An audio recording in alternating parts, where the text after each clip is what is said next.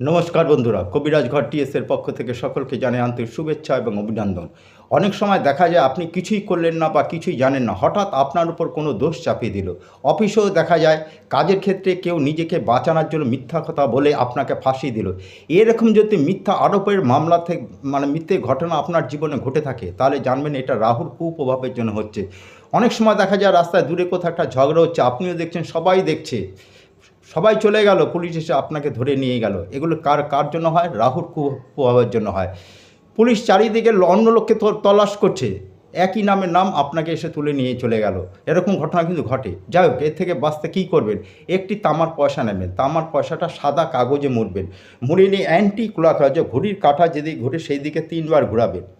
3বার ঘুরিয়ে ওই তামার পয়সা কোনো উনুনের চুল্লিতে, যেখানে কাঠের আগুন জ্বলে, সেই বা নিজেরা বাড়িতে কাঠের আগুন জ্বলে ওই চুল্লিতে ফেলে দিন। এই থেকে মুক্তি পাবেন। নমস্কার।